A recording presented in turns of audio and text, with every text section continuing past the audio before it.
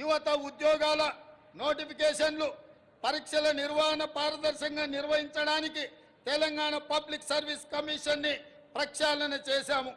70 రోజుల్లోనే 30,000 మంది నిరుద్యోగ యువకులకు ఉద్యోగ అవకాశాలు కల్పించి ఉద్యోగ పత్రాలు ఎల్బీ స్టేడియంలో వాళ్ళ కుటుంబ సభ్యుల సమక్షంలో వాళ్ళ కళ్ళల్లో సంతోషాన్ని చూస్తూ మా ప్రభుత్వ నియామక పత్రాలను అందజేయడం జరిగింది. ఈనాడు నిరుద్యోగ యువకుల యొక్క ఉద్యోగ ఉపాధి అవకాశాలు మా ప్రభుత్వం ఎంతో ప్రాధాన్యతతో వాటిని నిర్వహిస్తున్నది. అదేవిధంగా గ్రూప్ 1 నోటిఫికేషన్ ఇచ్చినాం. ఈ నెల 9న ప్రాథమిక పరీక్ష జరగబోతుంది. అదేవిధంగా మెగా డిఎస్సి పోస్టులతో 11,062 ఉద్యోగ నోటిఫికేషన్లు ఇచ్చినాం. తొందరలోనే ఈ టీచర్ల నియామకాలను చేపట్టడం ద్వారా తండాలలో, గూడాలలో, మారుమూల పల్లెల్లో పేదలకు విద్యను అందుబాటులోకి తీసుకొచ్చి ప్రతి పేదవాడికి విద్యను అందించాలన్న లక్ష్యమే మా ప్రభుత్వం యొక్క లక్ష్యము. ఆ దిశగా మేము ప్రయాణం చేస్తున్నాం. అదేవిధంగా వయో పరిమితిని కూడా 44 సంవత్సరాల నుంచి 46 సంవత్సరాలకు పెంచి ఈ ఖాళీలను భర్తీ చేసే నిర్ణయం మా ప్రభుత్వం తీసుకున్నది. మిత్రులారా, రాష్ట్రంలో లక్షల మంది ప్రజల సొంత ఇళ్ల కోసం ఎదురు చూస్తున్నారు. వారి కలలు నెరవేర్చేందుకు భద్రాద్రి రాముడు సాక్షిగా ఇందిరమ్మ ఇళ్ల పథకాన్ని ప్రారంభించాం.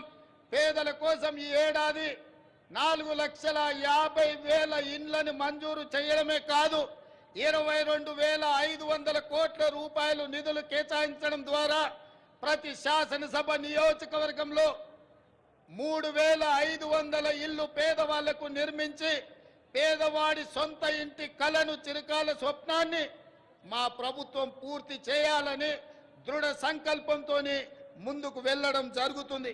అదేవిధంగా విద్యారంగ ప్రక్షాళన తెలంగాణ ఎడ్యుకేషన్ హబ్గా తీర్చిదిద్దాలని సంకల్పించాం. అందుకే ప్రతి మండల కేంద్రంలో అంతర్జాతీయ మోడల్ స్కూళ్లను నిర్మించడం మా బాధ్యతగా భావించి ఆ ప్రయత్నాన్ని ముందుకు తీసుకెళ్తున్నాం. అదేవిధంగా స్కిల్ యూనివర్సిటీలను ఎంతో మందిని విద్యార్థులు పట్టాలు తీసుకుంటున్నారు, కానీ వాళ్ళకి స్కిల్ డెవలప్మెంట్ విషయంలో సరైన శిక్షణ లేకపోవడం వల్ల ఉద్యోగ ఉపాధి అవకాశాలలో కొన్ని ఇబ్బందులు ఎదుర్కొంటున్నారు. దానికోసమే తెలంగాణ యువతకు స్కిల్ యూనివర్సిటీలను ఏర్పాటు చేయడమే కాకుండా రాష్ట్రంలో దీనికి సంబంధించి అధికారుల బృందం ఇప్పటికే ఢిల్లీ, ఒడిశా, గుజరాత్ రాష్ట్రాల్లో పర్యటించి అధ్యయనం చేసింది. అదేవిధంగా అమ్మ ఆదర్శ పాఠశాల కింద 26,825 పాఠశాలలో మౌలిక సదుపాయాల కల్పన, బాలికల కోసం ప్రత్యేక టాయిలెట్ల నిర్మాణం, మంచినీరు, విద్యుత్ సదుపాయం కల్పిస్తున్నాం. దీనికోసం 1,135 కోట్ల రూపాయలు కేటాయించాం.